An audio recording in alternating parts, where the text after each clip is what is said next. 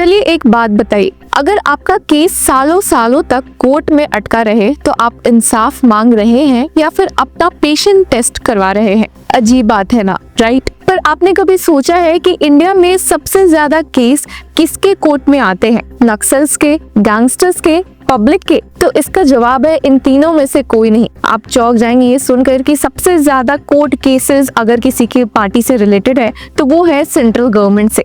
जी हाँ, सरकार ही सबसे बड़ा लिटिगेंट है और वही इस बारे में एक नए आइडिया के साथ मौजूद हुई है और कह रही है कि हम इसके सुधार के लिए कुछ काम करेंगे।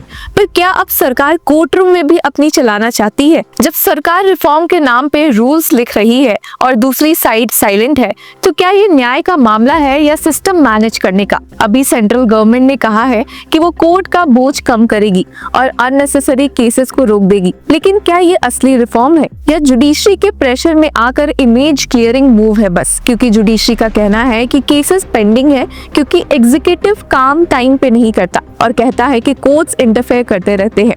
तो आखिर ये प्लान एक सोल्यूशन है या जुडिशरी और एग्जीक्यूटिव के बीच का एक नया राउंड? और क्या ये एक तरीका है जुडिशरी को प्रेशर बनाने का? अब सरकार ने फाइली कदम उठाया है तो जानते हैं कि सरकार का ये कहना इस मामले में क्या है और वो कौन सी नई बात लेकर पेश हुई है। अब गवर्नमेंट कहती है कि every society based on rule of law, litigation is the primary mechanism for peaceful resolutions of disputes, recognition and protection of rights as well as other interest of the citizens. इसलिए ही union law ministry ने सभी ministries और departments को नई guidelines भेज दी है ताकि जहां जहां सरकार खुद पार्टी है वहां केसेस का टाइम से डिसीजन हो सके।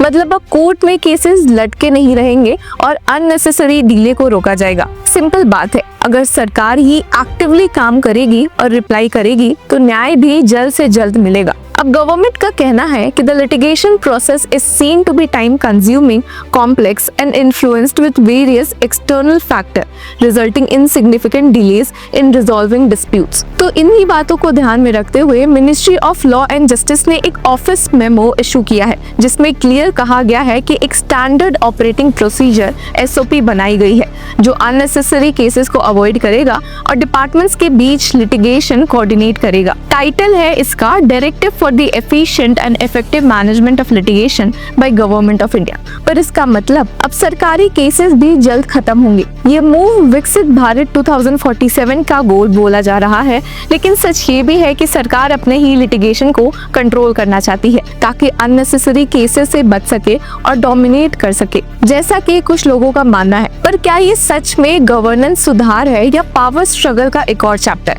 ये तो आने वाले टाइम में ही पता चलेगा। अब न्यू रूल्स का ऑब्जेक्टिव्स है to simplify the process, reduce the number of frequently occurring cases, remove confusion in rules and orders, unnecessary appeals and to create a proper knowledge management system। अब यहाँ पर matters को classify किया गया है और हर मिनिस्ट्री और डिपार्टमेंट की लीगल टीम होगी जो कोर्ट केसेस डिवाइड करेगी on the basis of highly sensitive, regular and highly sensitive involving cases related to national security, law and order, policy और सिग्निफिकेंट फाइनेंशियल स्टेक्स। और जो सबसे जरूरी केसेस होंगे वो मिनिस्ट्री के सेक्रेटरी खुद मॉनिटर करेंगे ऑफिसर्स के साथ मिलकर और एक स्ट्रॉन्ग स्ट्रैटेजी के साथ, ताकि शुरू से लेकर एंड तक केस पर सही डिसीजन लिया जा सके। अब सरकार ने एक इम्पोर्टेंट बात भी बोली है, सुप्रीम कोर्ट के सामने स्पेशल लीव पिटिशंस को ऐसे ही बार बार फाइल नहीं करना चाहिए। आर्टिकल 136 के तहत सुप्रीम कोर्ट का इंटरवेंशन सिर्फ तब होना चाहिए जब सच में कोई स्पेशल या एक्सेप्शनल केस हो, यानी कि जब देश पे बड़ा इम्पैक्ट हो, सोशल जस्टिस से रिलेटेड हो, कॉन्स्टिट्यूशनल या पब्लिक पॉलिसी लीगल क्वेश्चंस उठते हो, नेचुरल जस्टिस या फेयर हियरिंग को लेकर क्लियर वायलेशन हो, या जब अलग अलग हाईकोर्ट्स ने कॉन्ट्राडिक्टरी ऑर्डर्स दिए हो।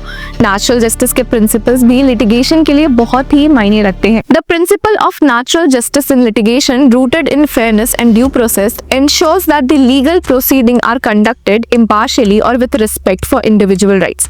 अब ये principles है nemo judex in causa sua। ये rule bias के against है जो कहता है no one can be judged in his own case। दूसरा प्रिंसिपल है ऑडी ऑल्ट्रम पार्टम। ये रूल है जो रूल ऑफ फेयर हियरिंग की बात करता है कि किसी भी केस में इंसान को उसकी अपनी बात कहने का मौका मिलना चाहिए। ये दोनों ही लिटिगेशन प्रोसेस के लिए बहुत जरूरी प्रिंसिपल्स है। अब बात होती है असाइनमेंट ऑफ पैनल काउंसिल की, जिसमें सब्जेक्ट वाइज एक्सपर्ट्स ही अपॉइंट होंगे। साथ ही एक सिस्टम में उनकी परफॉर्मेंस को रेगुलरली रिव्यू किया जाएगा। मतलब मिनिस्ट्रीज फीडबैक देंगे कि लॉयर्स ने कितना अच्छा काम किया या नहीं, उसके बेसिस पर ही प्रमोशन या टेन्योर बढ़ाया जा सकता है, और अगर खराब हुआ तो हटाया भी जाएगा। और सबसे इंटरेस्टिंग बात, डिपार्टमेंट ऑफ लीगल अफेयर्स और डिपार्टमेंट ऑफ जस्टिस मिलकर हर साल एक कॉन्फ्रेंस भी ऑर्गेनाइज करेंगे, जहां सिविल सर्वेंट्स, सुप्रीम कोर्ट और हाई कोर्ट के जजेस, लॉ ऑफिसर्स और जूरिस्ट्स मिलकर नए लीगल चैलेंजेस पे बात करेंगे। हर मिनिस्ट्री और डिपार्टमेंट में अब एक लीगल टीम बनानी होगी, जिसमें काम करने वालों को ट्रेनिंग भी मिलेगी। लिटिगेशन को अच्छे से मैनेज करने के लिए एक नोडल ऑफिसर अपॉइंट करना जरूरी होगा।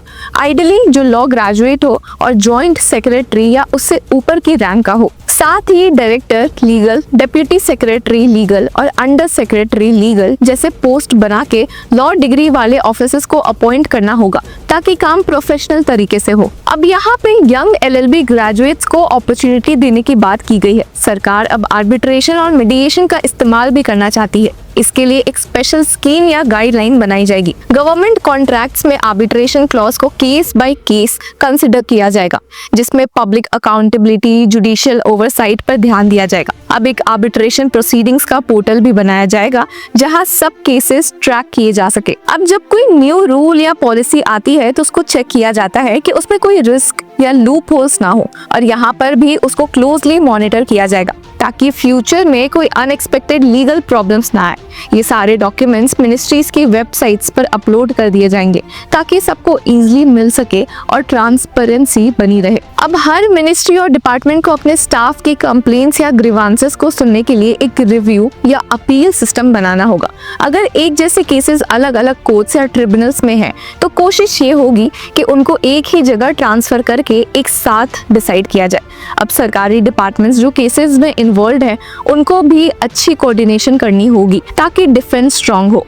अगर लीड करने में कन्फ्लिक्ट हो तो डिपार्टमेंट ऑफ लीगल अफेयर्स उस मैटर को रिजॉल्व करेगा। Legal information management and briefing system limbs का यूज करना मैंडेटरी होगा, जहां नोडल ऑफिसर्स और एडवोकेट्स केस का स्टेटस अपडेट करेंगे, और केस फीस भी यहीं से पे की जाएगी। सरकार ने इंपॉर्टेंट केसेस की रूट कॉज एनालिसिस के लिए एक स्पेशल टेम्पलेट तैयार किया है, जिससे पता चल सकेगा कि असली प्रॉब्लम क्या है और आगे क्या करना होगा।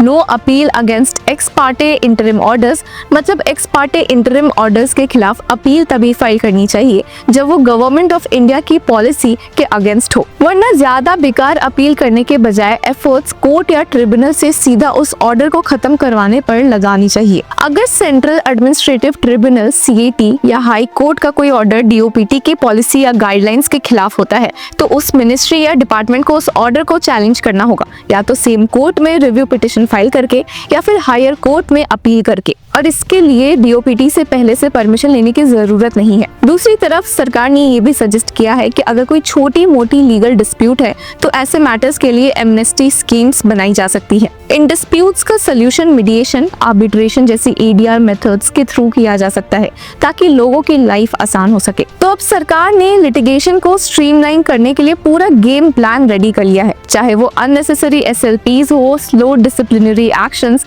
या डिपार्टमेंट्स के बीच कोऑर्डिनेशन का issue. Legal reforms, training, technology और ADR जैसे मॉडर्न टूल्स के साथ एक नई लीगल कल्चर बनाने की कोशिश हो रही है। लेकिन सवाल यही है कि क्या ये गाइडलाइन सच में ग्राउंड लेवल पे काम करेगी, या सिर्फ एक और फाइल बनकर रह जाएगी, और क्या इसको लाने के पीछे कुछ और प्लानिंग है या प्लॉटिंग। तो व्यूअर्स, आपको क्या लगता है हमें कमेंट सेक्शन में जरूर बताएं, और तब तक के लिए कीप फॉलोइंग लॉ चक्रा।